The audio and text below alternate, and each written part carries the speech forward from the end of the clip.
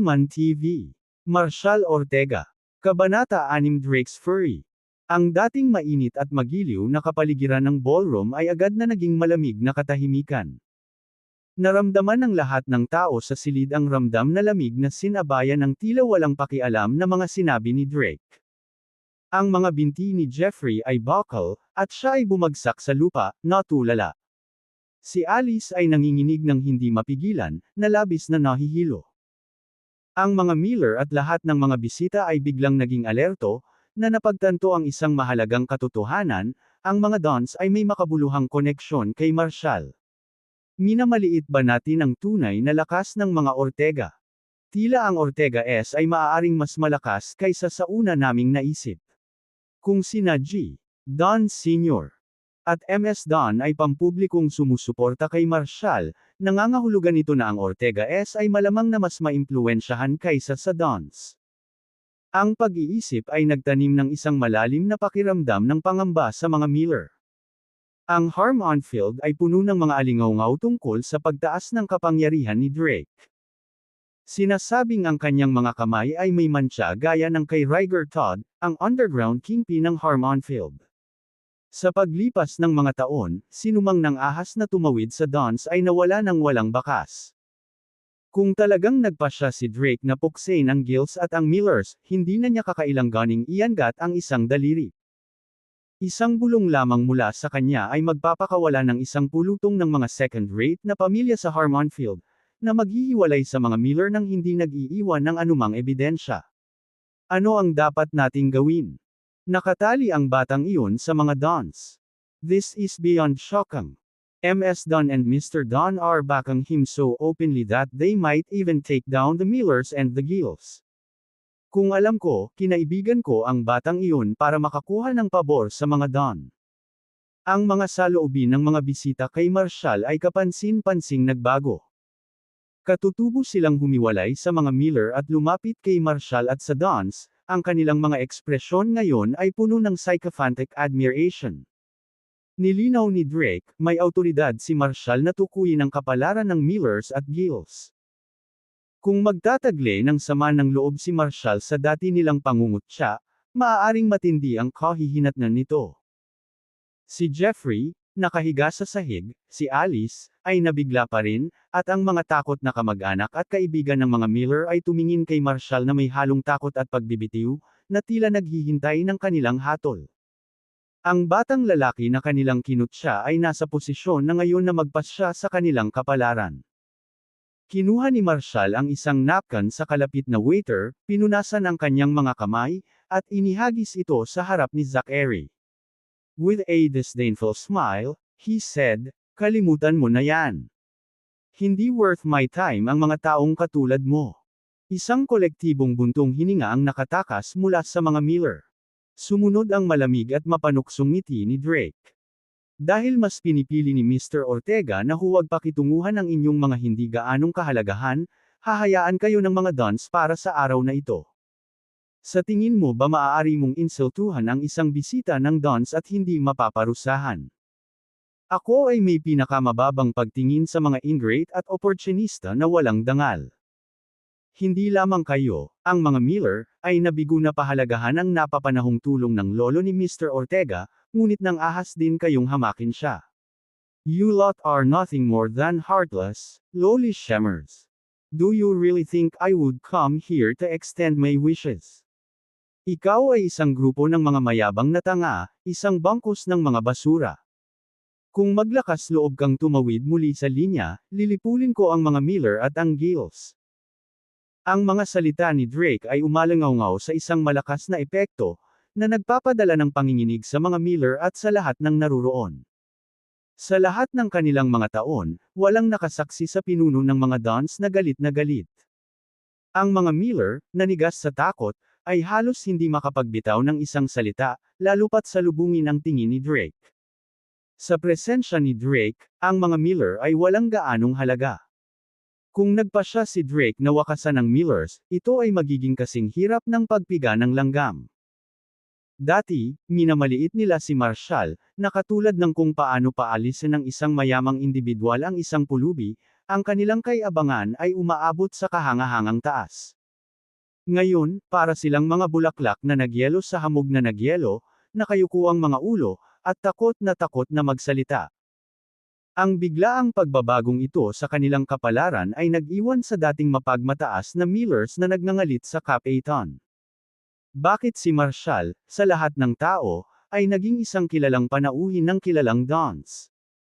Bakas sa mukha ni Jeffrey at Alice ang malalim na pagkunot ng noo, halata ang kanilang pagkalito. Namumula sila sa hindi masabi na galit ngunit masyadong natatakot na kumilos. Ang galit ng isang taong kasing kilabot ni Drake ay maaaring muling hubugin ang Harmonfield. Ang sama ng loob ng isang Titan ay higit pa sa kayang tiisin ng mga Miller. Kung alam nila sa simula pa lang na nauugnay si Marshall sa mga Dons, masigasig nilang niyakap ang engagement. Ang pag-align sa mga Dons ay maaaring tumaas ng malaki ang kanilang katayuan.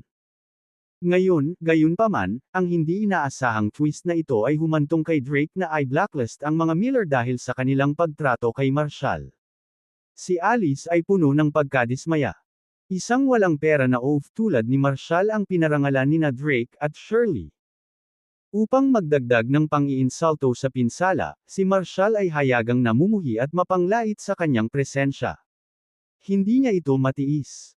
Ano ang nagbibigay ng karapatan sa kanya na murahin ako? Ipinagmamalaki lang niya ang prestihiyo ng mga Don para takutin ang iba. Kung wala ang mga Dons, bakang, siya ay wala. Gulong-gulo ang isip ni Alice. Lumalakas ang kanyang galit. Gayunpaman, habang isinasaalang-alang niya ang pagkakataong makipagtulungan sa Eastvale Ecological Project, pinilit niya ang kanyang sarili na pigilin ang kanyang galit. Paghakbang, yumuko siya at pilit na ngumiti kay Drake at Shirley. Mr. Don Sr. Ms. Don, please accept our apologies. This misunderstanding was unintentional. We had no idea Mr. Ortega was a guest of yours. Kung nalaman namin, iba sana ang kilos namin. Pinili ni Drake na manahimik. Nang makita ang kanyang kawalan ng tugon, ipinalagay ni Alice na nabawasan ang kanyang galit. Bumaling kay Shirley na may paggalang, sinabi niya, Ms. Don, ngayong naalis na natin ang hindi pagkakaunawaan, maaari ba tayong lumipat sa pribadong silid sa ikalawang palapag? Gusto kong talakayin sa iyo ang Eastvale Ecological Project. Ang mga Miller ay interesadong mamuhunan at mag-ambag sa pag-unlad nito. Hindi man lang sinulyapan ni Shirley si Alice. Malamig ang boses niya. Busy ako. Natigilan si Alice, namumula ang mukha sa kahihiyan.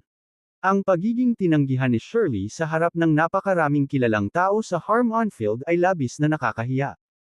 Lumapit si Shirley kay Marshall, ang mga mata nito ay nakatingin sa kanya.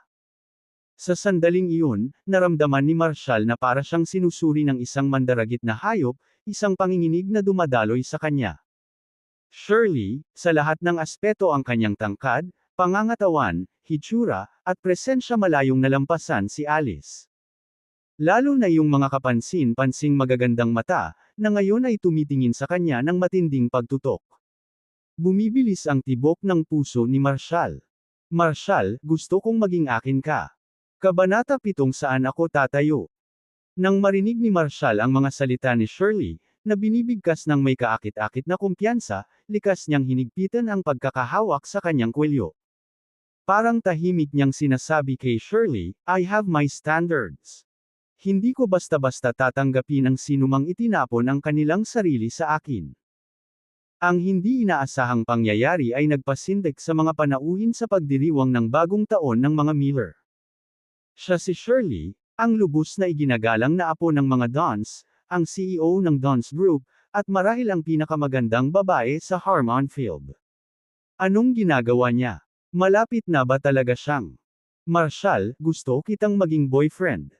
Namumula ang pisngi ni Shirley na may malambot na kulay rosas, at kumikislap ang kanyang mga mata habang nagsasalita ng may time na damdamin. Ang bulwagan ay sumabog sa paghingal at pabulong na pag-uusap. Si Shirley ay nagpahayag sa publiko ng kanyang nararamdaman para kay Marshall, isang lalaking itinapon kamakailan ni Alice. Paano makukuha ng isang tulad ni Marshall ang interes ng pinakahinahangad na kagandahan ng Harmonfield, ang nag-iisang apo ng mga Dons. Si Alice ay nanatiling hindi gumagalaw, nakararanas ng matinding pagkabalisa. Sa pagkakataong iyon, gusto niyang magalit kay Marshall. Ang party ngayong bagong taon ay dapat sana ang kanyang sandali upang sumikat at maging sentro ng atensyon. Ngunit ang pagdating ni Marshall ay naging isang pagsubok ng kahihiyan para sa kanya. Ang mas masakit pa ay ang mismong Marshall na tinanggihan niya ng malamig ay pinararangalan na ngayon ng mga Dons. At hayagang ipinahayag ni Shirley ang kanyang pagmamahal sa kanya sa harap ng lahat. Hindi kaya siya ay nakagawa ng isang malaking pagkakamali, na sinisira ang aking sariling kinabukasan. Hindi pwede. Ang aking paghatol ay palaging tama. Sa itsura at ugali ni Marshall, hindi siya karapat-dapat sa akin. Ako ay nakatadhana na maging isang figure ng kadakilaan, katulad ni Daphne, ang CEO ng Alpha Crest Group. Alam ko kung ano ang nangyayari. Maaaring gumamit si Marshall ng ilang trick para lokohin ang mga Dons. Iyon ang dahilan kung bakit itinuturing siya ni G. Don Sr. bilang isang kagalang-galang na panauhin. Dapat ay nalinlang ang mga Dons. Marshall, ha? Isang araw, kapag nakita ng mga Don ang iyong panlilinlang, itatapon ka ng hindi mo pa namamalayan. Gayunpaman, ang kahangahangang eksena ay nagpaiwan sa mga partygoers na walang imik. Lalo na ang mga mayayamang tagapagmana na dumalo. Ilang libong beses na nilang sinumpa si Marshall sa kanilang isipan. Ang maswerteng brat na iyon. I can't believe Shirley, our dream girl, is asking him to be her boyfriend. Bakit hindi ako nagkaroon ng ganoong swerte? Sa kabila ng kanilang pribadong pag-iisip, walang nang ahas na magsalita nang wala sa linya. Bawat mata ay kay Marshall, puno ng magkahalong paghanga at takot. Ang katotohanan ay maliwanag, anuman ang nakaraang katayuan o pagkakakilanlan ni Marshall, kung siya ay magiging manugang ng mga Dons, magkakaroon siya ng napakalaking paggalang sa buong Harmon Field. Gayunpaman, ang isang bagay na mas nakakainis ay malapit nang mangyari. Tinitigan ni Marshall si Shirley, na ang mga mata ay kumikinang sa matinding emosyon, at pagkatapos ng ilang sandali ng pag-aalinlangan, ay sumagot, hindi kita masagot sa ngayon. Pag-usapan natin ito mamaya. Ano ba naman? Ang buong partido ay nasa bingit ng pagsabog sa kaguluhan. Marshall, pwede bang tumigil ka na sa pagpapanggap? Ang antas ng pagmamataas na ito ay nararapat na ilagay sa lugar nito. Si Alice ay parehong nabigla, ang kanyang mga mata ay hindi makapaniwala. Ilang sandali lang, napunit niya sa publiko ang $1,000,000 na tseke. Ngayon, sa pagharap kay Shirley, isang babaeng halos gawa-gawang kagandahan at katayuang nagpapakilala ng kanyang pag-ibig, nagkaroon ng lakas ng loob si Marshall na sabihing, pag-usapan natin ito mamaya. Marshall, seryoso ka ba? Lahat ng tao sa party ay nasa estado ng pagkalito. Ito ba ay isang uri ng ilusyon? Sa pang-araw-araw na buhay, ang anak na babae ng mga Dons ay tulad ng isang gawa-gawang nilalang bihirang makita at naglalabas ng hangin ng hindi maabot na biyaya. Sa tuwing magpapakita siya, pinananatili niya ang isang hiwalay na kilos na humahadlang sa sinumang sumusubok na lumapit. Ang pagsulyap lang sa kanya, pagsaksi sa kanyang ngiti, o pagkakaroon ng maikling pag-uusap ay parang naka-jackpot sa isang lottery na nagkakahalaga ng bilyon-bilyon. At ang ideya na maging boyfriend niya. Iyan ay wala sa tanong. Ngunit ang mas mahalaga ay ito, ang pagiging manugang ng mga Dons ay magtataas ng isang tao sa isang posisyon ng napakalaking kapangyarihan sa Harmon Field, halos tulad ng pagiging isang pinuno. Gayunpaman, narito si Marshall, na gumagawa ng mapangahas na mga pahayag na nagpapasiklab ng malawakang pagkagalit. Habang inaasahan ng lahat na magagalit ang anak na babae ng mga Don, nagulat siya sa lahat sa pamamagitan ng pagtugon ng isang mahinahong ngiti at isang tango. Sige, hihintayin kita. Ano ang tunay na F***? Ano sa mundo ang nangyayari? Sa kabila ng mapangahas na ugali ni Marshall, handa pa rin itong tanggapin ng dream girl ng bawat lalaki sa Harmon Field. Bukod dito, mukhang tunay na nalulugod siya tungkol dito. May natitira pa bang sense of fairness sa mundo? Kung hindi ito nasaksihan mismo, walang maniniwala. Para makadagdag sa katangahan. Si Marshall na tila walang pakialam sa nararamdaman ni Shirley at sa kaguluhan sa paligid ay pasimpleng naglakad patungo sa labasan. Si Shirley, na mukhang mahinhin, ay sumunod sa kanya, at sabay silang lumabas. Si Drake, na pinagmamasdan ng eksena na may katuwaan, ay humagalpak ng tawa. Magaling.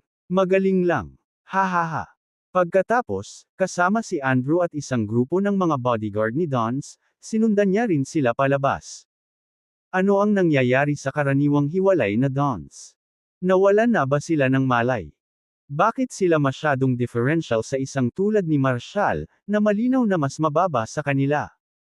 Tila ang bahagyang pagtanggap ni Marshall kay Shirley ay nakikita bilang isang malaking tagumpay para sa mga Dons.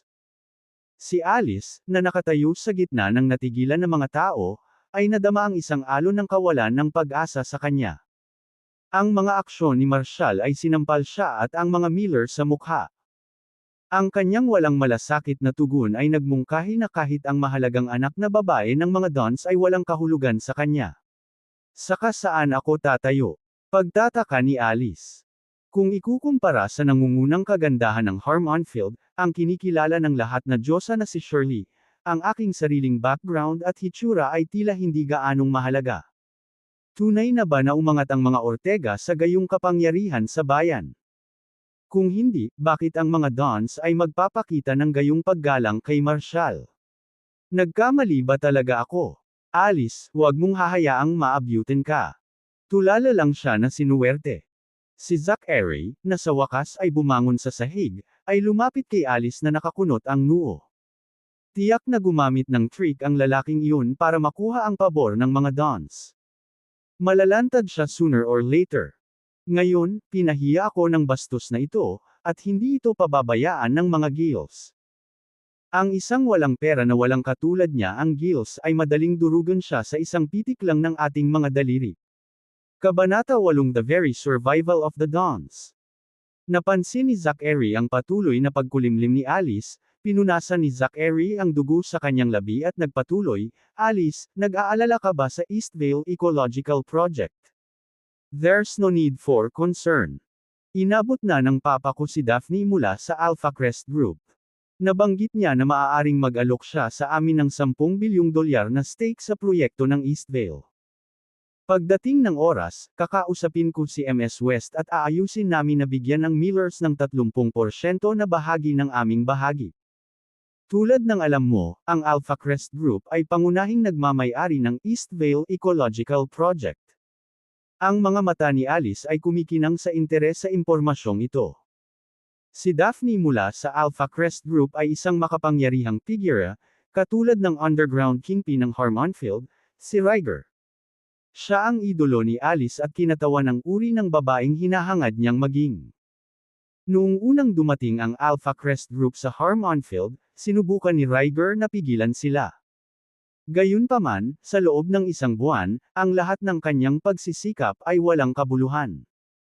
Sa halip, kailangan niyang personal na humingi ng tawad at sumang-ayon sa isang tigil-tigilan.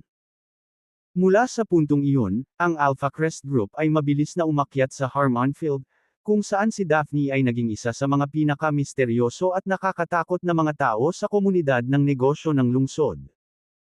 Tanong ni Alice, kalahating hindi makapaniwala, Mr. Gill, sinasabi mo bang nakipag-ugnayan na talaga ang Gills kay MS West mula sa Alpha Crest Group? Napangiti si Zachary, saglit na natigilan, at sumagot, yes, Alice. So, we don't need to worry about the Dons. Marshall is just a lowly pauper compared to US. Ang mga panauhin sa party ay parehong namangha sa paghahayag na ito. Si Daphne mula sa Alpha Crest Group ay nagkaroon ng napakalaking impluwensya sa Harmonfield, sa kabila ng kanyang mababang profile. Ang kanyang misteryosong background ay nag-utos ng paggalang ng hindi nangangailangan ng hayagang pagpapakita ng galit. Sa ganitong kakila-kilabot na figura, ang mga Dons ay hindi maglalakas loob na igiit ang kanilang sarili bilang mga nangungunang manlalaro sa kanyang presensya. Isipin na ang Gills ay nagawang ihanay ang kanilang mga sarili sa kanya. Lumilitaw na ang Gills, bilang isa sa mga nangungunang pamilya ng Harmonfield, ay may malaking kapangyarihan pa rin. Nakahinga ng maluwag ang mga Miller. Si Juliet, ang ina ni Alice, na kanina ay balisa, ngayon ay nakaramdam ng matinding pananabik nang marinig ang balitang ito. Si MS West mula sa Alpha Crest Group ay hindi ordinaryong tao. Zack Aray, umaasa ang mga Miller sa iyong pamilya. Kapag nakipagsosyo tayo sa Alpha Crest Group, sabik na akong makita kung paano kumilos si Marshall sa ating presensya. Unti-unting sumili ang ngiti sa mukha ni Alice. Naisip niya na may haplos ng malamig na amusement. Marshall, ikaw na dukha, sa tingin mo ba ay nakamit mo ang isang bagay sa pamamagitan ng pakikasama sa mga dons? Katawa-tawa. Hindi ka makakapantay ni Mr. Gill. Huwag mo ngang isipin ang pagiging mayabang sa harap ko. Sa kalaunan ay magiging reyna na ako, tulad ni Daphne mula sa Alpha Crest Group. Kapag dumating ang oras na iyon, kung maglakas loob kang hindi ako pansinin muli, makikiusap ako sa iyo para sa awa. Sa labas ng Miller Group, nagmadali si Drake na maabutin si Marshall at magalang na sinabi, Mr. Ortega, pwede ko bang hilingin na samahan mo ako sa kotse para sa isang pribadong diskusyon? Tumigil si Marshall sa kanyang paglalakad. Sa una ay balak niyang tumanggi, ngunit nang makita ang maalab na ekspresyon sa mga mukha ni na Drake at Shirley, muli siyang nag-isip. Naalala niya kung paano siya sinuportahan ng mga Don sa publiko sa party ng mga Miller, at isinantibi ni Shirley ang sarili niyang dignidad para ipahayag ang nararamdaman niya para sa kanya. Ang kanilang kilos ay nagpakita ng matinding paggalang kay Marshall. Bagamat hindi naman kailangan ni Marshall ng ganoong pambabala, hindi maikakailang taos-puso ang diskarte ng mga Dons. Kung hindi dahil sa iyong intervention ngayon, Mr. Ortega, ang aking pinakamamahal na apo ay maaaring nasa malubhang panganib, sabi ni Drake. Mr. Ortega, ikaw ang tagapagligtas ng mga Dons. I'd willingly give you all the assets of the Dons if it means showing our gratitude. Mula ngayon, Mr. Ortega, ikaw ang aming pinakapinarangalan na panauhin. Huwag mag-atubiling kunin ang anumang kailangan mo sa mga ari-arian ng Dons anumang oras, at lahat kami sa Dons ay susunod sa iyong mga direktiba.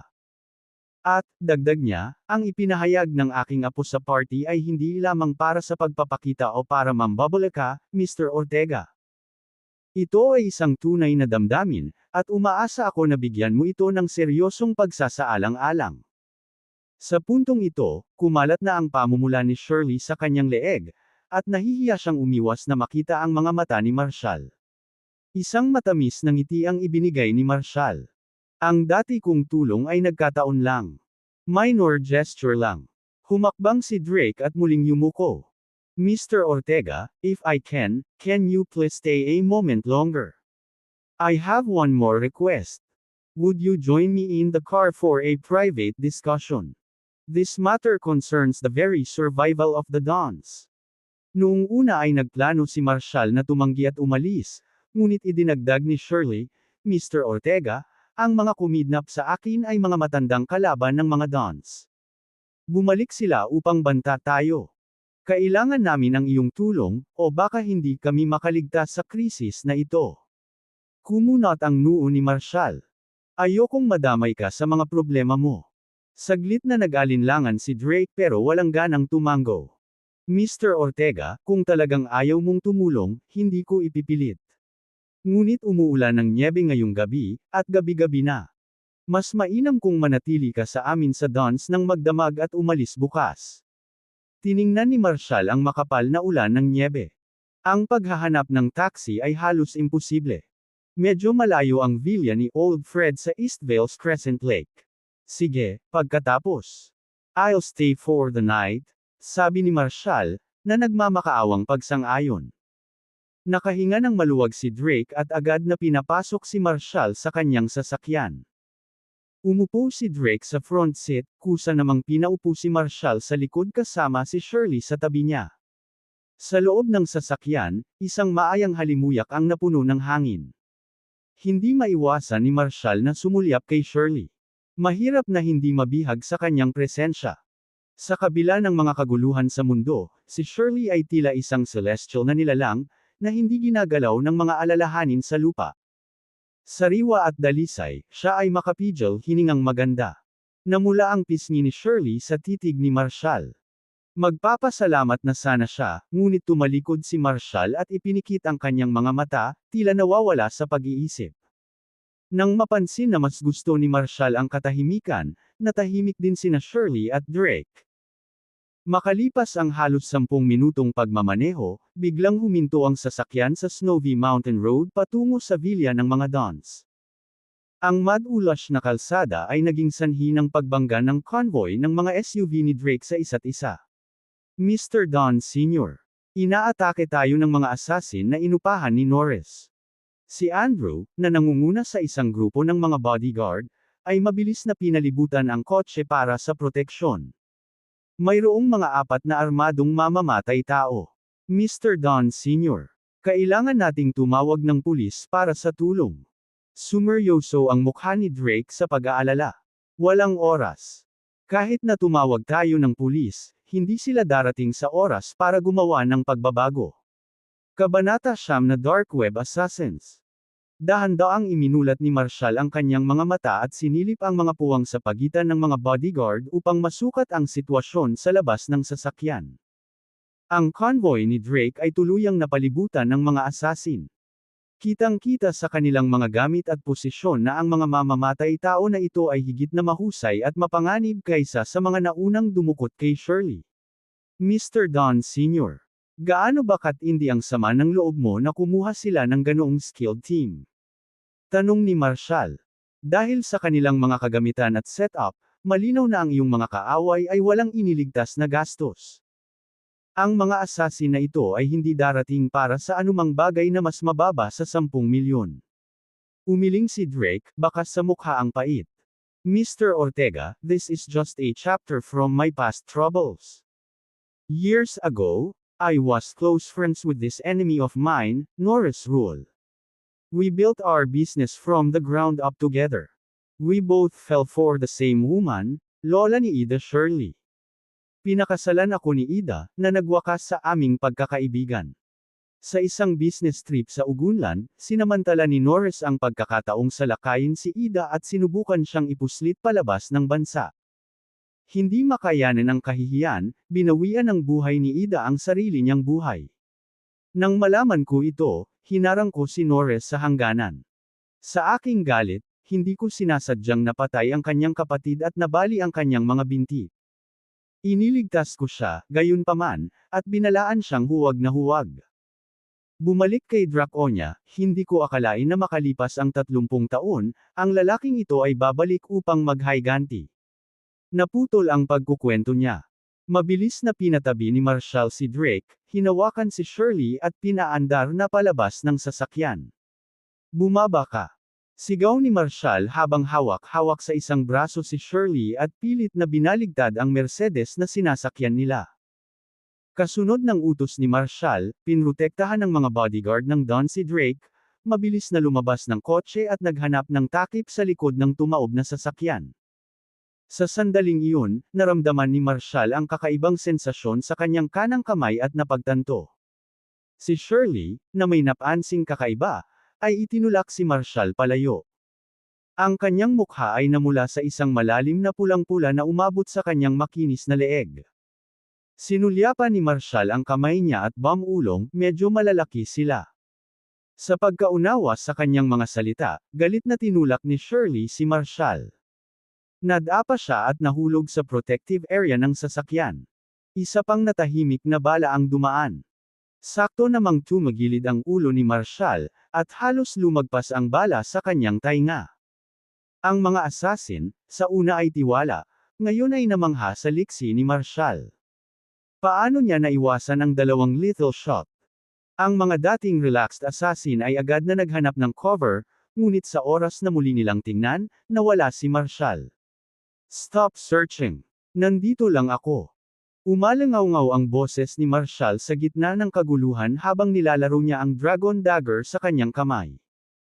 Ang 4 na assassin, na napagtanto na si Marshall ay tahimik na pumwesto sa likuran nila, nakita ang kanilang mga sniper rifles na walang silbi, ngayon ay wala nang iba kundi sirang metal. Nabigla, inabot nila ang kanilang maiikling talem para sa panghuling paninindigan. Biglang kumislap sa isang gintong dragon ang maikling punyal na pinaglalaroan ni Marshall bago nawala sa isang iglap. Sir, hindi namin alam na ikaw yun. Patawarin mo kami. Lumuhad ang apat na assassin, nanginginig sa takot. Nagyayelong boses ni Marshall. Napaka-idol na ba ng dark web kaya nagagawa mo ang mga maliliit na gawain? Mukhang naging masyadong abala si Sophie kay Old Fred para pamahalaan ng maayos ang kanyang mga nasasakupan. Sir, inutusan po kami ng Reyna ng gabi na hintayin ang inyong patawag. Nang walang ibang assignment, kinuha namin ang isang ito. Kung hindi ka kasama ni Sophie, patay ka na. Putol ni Marshall. Don't show your faces again unless you're called. And deal with Norris, I don't want to see him ever again. Get lost. Oo, sir. Ang apat na assassin, basang-basa at nakahinga ng maluwag, ay nagmamadaling pumasok sa kanilang mga sasakyan at mabilis na nagmaneho palayo kasama si Norris sa hila. Sinulyapan ni Marshall ang kamay na nakahawak lang kay Shirley na may bakas ng kasiyahan. Ngumisi siya at sinabing, maganda ang pakiramdam nila. Pagbalik kay Drake, na nakasiksik sa likod ng sasakyan kasama ang iba, nagkibit balikat si Marshall. Everything's clear now. Hindi na magiging problema si Norris. Napanganga si Drake na may pagtataka. Ang maselang orkestra na pagtatangka sa pagpatay ay nalutas sa wala pang 5 minuto. Napagtanto na nawala si Norris at ang mga inupuhang baril, sa wakas ay naunawaan niya na si Marshall ang nagligtas sa kanya mula sa sakuna na ito. Yumuko ng malalim si Drake, halatang kinilig. Salamat, Mr. Ortega. Lubos akong nagpapasalamat.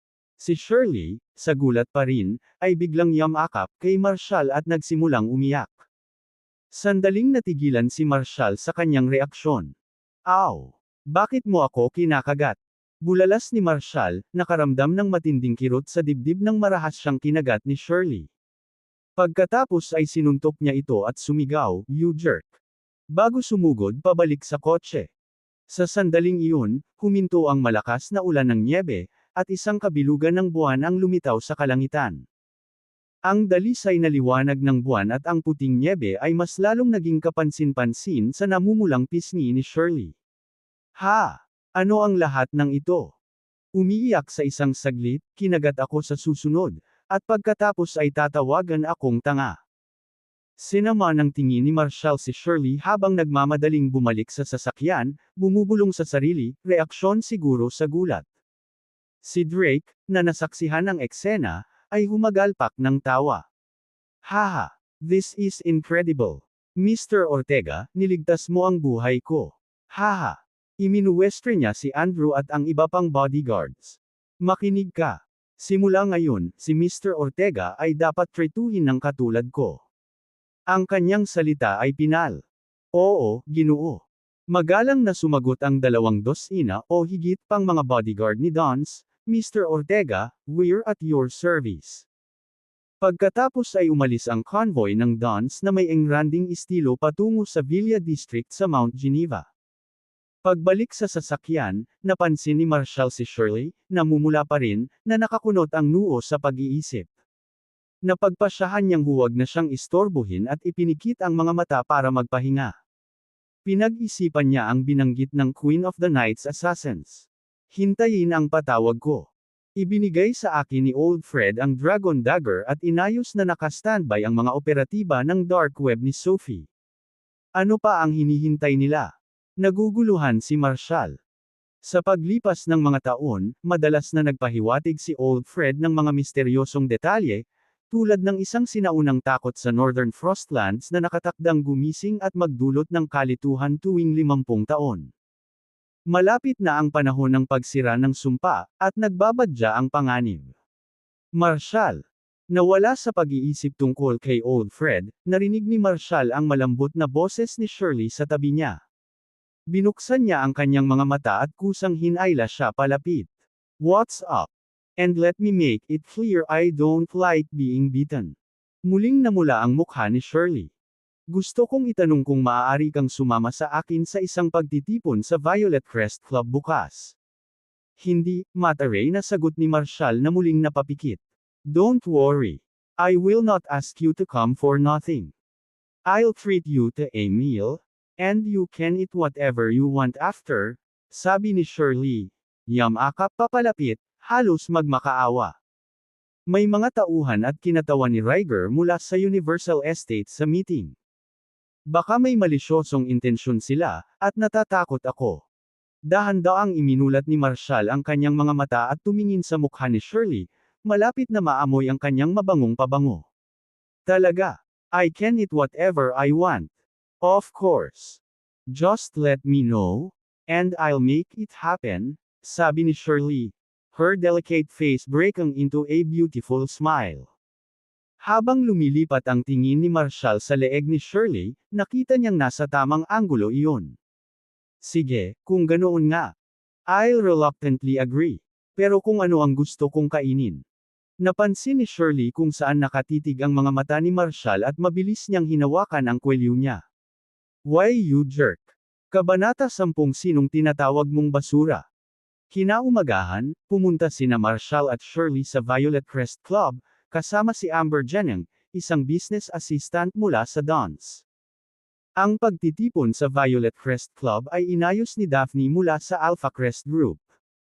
Ang layunin ay talakayin kung paano ipamahagi ang mga bahagi ng pamumuhunan para sa Eastvale Ecological Project. Ang Eastvale Ecological Project ay may 4 na pangunahing stakeholder, Daphne mula sa Alpha Crest Group, Shirley mula sa Dons Group, Riger mula sa Helix Group, at Perry Hamilton mula sa Universal Estates. Kamakailan, ang mga hindi pagkakasundo ay lumitaw tungkol sa muling pamamahagi ng mga pamumuhunan at pag-uuri ng mga pondo ng proyekto. Nanindigan si Daphne ng Alpha Crest Group na ang Eastvale Ecological Project ay dapat tingnan bilang isang pinag-isang entity. Anumang mga pagbabago sa paunang itinatag na plano sa pagpapaunlad ay malamang na magreresulta sa matinding kompetisyon at hindi kinakailangang panloob na alitan sa pagitan ng 4 na partido. Upang malutas ang mga isyong ito, nag-schedule sila ng pulong sa Violet Crest Club, isang pasilidad sa paglilibang na pagmamay-ari ng Alpha Crest Group. Sa Violet Crest Club, itinayo ni Daphne ang kanyang imperyo. Ang maalamat na babaeng ito sa mundo ng negosyo ng Harm-on-Field ay lumikha ng maraming kahangahangang mga himala mula noong siya ay dumating dito. Sa loob lamang ng 5 taon, pinagsama niya ang iba't ibang pira-pirasong mapagkukunan sa paglilibang sa Harm-on-Field, nalampasan si Riger sa 5 direktang paghaharap, at kalaunan ay nakakuha ng isang non-aggression pact. Sa pamamagitan ng patuloy na pakikibaka, naitayo niya ang kanyang kasalukuyang imperyo sa industriya ng ekolohikal na paglilibang sa Harm-on-Field, na pinangalan ng Alpha Crest Group. Si Daphne ay nangingibabaw, napakatalino, at nagtataglay ng walang kapantay na kagandahan, isang malarena na figure sa mundo ng negosyo ng Harm-on-Field. Gayunpaman, kilala rin siya sa kanyang pagiging cold-hearted. Sa mga unang taon, ang sinumang nang-ahas na hamunin siya o ang kanyang organisasyon ay madalas na nakatagpo ng hindi napapanahong pagkamatay. Ang kanyang tagumpay sa mapagkompetensyang mundo ng negosyo ay hindi lamang dahil sa kanyang malupit na mga diskarte kundi dahil din sa kanyang napaka-impluwensyang at misteryosong background. Ang lahat ng puwersa sa ilalim ng lupa sa Harm-on-Field ay nanatili sa kanilang distansya. Maging si Riger, ang underground kingpin ng Harm-on-Field, ay maingat na tinahak ang paligid niya. Makalipas ang halos 30 minuto, dumating sina Marshall, Shirley, at Amber sa Violet Crest Club, na matatagpuan sa malawak na Mount Asher. Ang club ay maluho at malawak, na may mga engranding pasilidad na sumasalungat sa karaniwang kalinisan at privacy ng isang pribadong club. Ang kahangahangang panlabas nito ay isang malinaw na pagmuni-muni ng labis na panlasa ng may-ari nito. Ipinagmamalaki ng Violet Crest Club ang iba't ibang mga recreational amenities, mga bar, restaurant, golf course, game room, at shooting range. Pagkalabas ni Marshall at ng iba pa sa parking lot, nakasalubong nila ang mga pamilyar na mukha, sina Alice at Zachary. Sinamahan sila ng kaibigan ni Alice, Vera Silva, at Raymond Hampton, ang tagapagmana ng Hampton Properties. Si Marshall, na walang interes sa kanilang presensya, ay inakay sina Shirley at Amber patungo sa hanay ng dart at archery. Pinlano ni Daphne na ang umaga ay maging isang relaxed affair, na nagpapahintulot sa lahat na tamasahin ang mga amenities ng club, kasama ang mga mahahalagang talakayan na naka-schedule para sa hapon. Si Shirley, isang fan ng darts, ay sabik na maglaro, at si Marshall, na walang pakialam sa aktibidad, ay piniling samahan siya sa hanay. Pagkatapos nilang makuha ang darts, dumating sina Alice at Zachary. Nakangiting lumapit si Zachary sa kanila at sinabing, "Hi Ms. Don. I've heard you're quite proficient in darts and archery. Since we're all here together, why not make it a friendly competition and add some excitement to the day?" Si Shirley, na kinikilala ang kanilang pinagbabatayan na motibo, ay cool na sumagot, "Hindi ako interesado." Sa pagharap sa pagtanggi ni Shirley, binigyan siya ni Zachary ng isang dismissive na kibot-balikat at isang nakakadiprikat na ngiti. "Sige, Ms. Don. Kung hindi ka interesado, ihuhulog namin ito." Nilingan niya si Marshall na may panunuya. "Oh, tama, ang mga darts at archery ay karaniwang para sa mga pino at piling tao. Ang ilang mga tao ay maaaring hindi pa nagkaroon ng pagkakataon na subukan ang mga ito. Ms. malamang ay ayaw ni Don na makipagkumpetensya sa atin dahil sinusubukan niyang iligtas ang mukha para sa kanya." Nagpapalitan ng tingin sina Alice, Raymond, at Vera, sabay silang nagtawanan. Ang matapang na saloobin ni Zachary sa harap ni Shirley ay nagmula sa mga koneksyon ng Gales sa mga Hamilton, na nagmamay-ari ng Universal Group at nagawang ayusin ang pulong na ito kay Daphne. Nakilala ni Marshall na sina Zachary at Alice ay sinasadyang ipahiya siya, ngunit siya ay masyadong walang pakialam upang makipag-ugnayan. Pinili niyang huwag pansinin ang mga ito at itinuon sa halip ang mga bisita sa horseback riding at archery range. Si Shirley, na napansin ang mga tagong jab na nakatutok kay Marshall, ay halatang inis. "Sige, kung sabik na sabik ka, mag-contest tayo," she said firmly. Natigilan si Zachary at ang iba pa. Sinusubukan lang nilang ipahiya si Marshall noong una. Hindi nila inaasahan na papayag si Shirley, ang bantog na figure ng Harmonfield, sa isang kompetisyon sa darts at archery. Agad namang tumanggo si Raymond. "Great! Ms. Don, sasama ako sa team mo." "Hindi na kailangan," putol ni Shirley. "Sasamahan ko si Marshall." Kasama siya. Ngumisi si Raymond. "Ms. Don, ang isang tulad niya ay malamang na walang karanasan sa mga larong ito. Kung ikaw ay ipinare sa kanya, siguradong." Hindi pinansin ni Marshall ang sinabi ni Raymond, kinuha ang isang dakot ng darts, tumalikod sa dartboard, at walang pakialam na ibinato ang mga ito. Ang dartboard ay isang buong 65 talampakan ng layo. Anong ginagawa niya?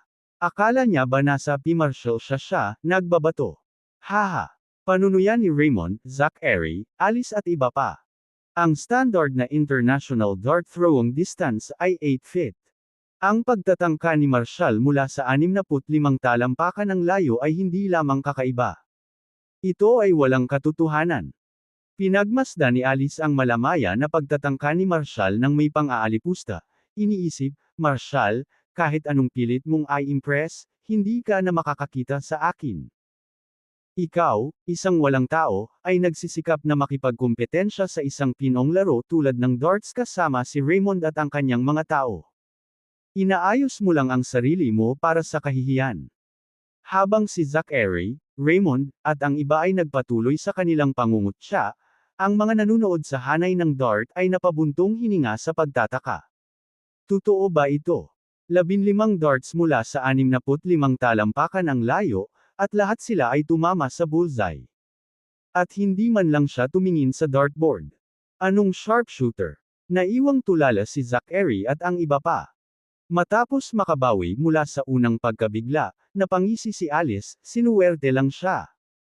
Kung ito ay isang tunay na kompetisyon, magagarantiyahan ba niya na ang bawat shot ay magiging ganito katumpak? Bago pa matapos si Alice, casual na inihagis ni Marshall ang natitirang 10 darts, mula sa parehong 65 talampakan ang layo, sa 10 magkakaibang dartboard. Lahat ng 10 darts ay tumama sa bullseye sa bawat isa sa 10 tabla, na nakakuha ng 50 puntos bawat isa. Swerte! Hindi ito swerte. Basura. Alice, fuming, snapped, Marshall, sinong tinatawag mong basura? I didn't specify any individual as trash, cool na sagot ni Marshall, sabay tingin kay Zachary at sa iba pa. Ibig kong sabihin lahat kayo ay basura. Hindi na napigilan ni Amber ang pagtawa. Napangiti si Shirley habang pinagmamasdan si Marshall. Marshall, kahit gaano ka kahusay mag-perform, wala ka pa rin sa liga namin. I'll never regard you as anything more. Galit na sagot ni Alice. Hindi siya pinansin ni Marshall at binigyan ng masamang tingin sina Zachary at Raymond. Interesado pa rin bang makipagkumpetensya? Paano kaya sila makakalaban pagkatapos nito?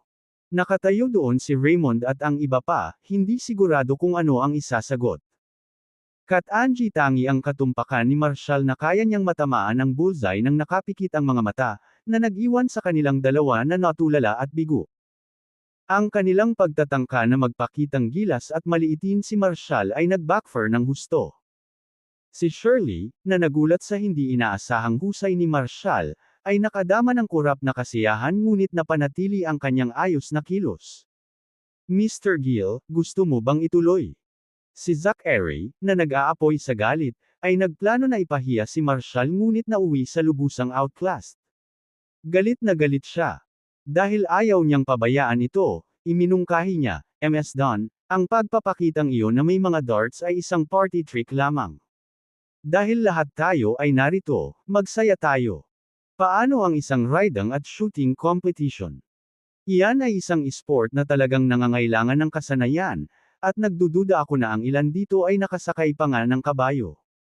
Sinulyapan niya ng mapanghamong sulyap si Marshall habang nagsasalita. Nakita ni Shirley ang intensyon ni Zachary at papaalisin na sana siya, ngunit bago pa siya makapagsalita ay nagsalita si Marshall. Ms. Don, since some people are so insistent on competing, let's go ahead with it, diretsahang sabi ni Marshall.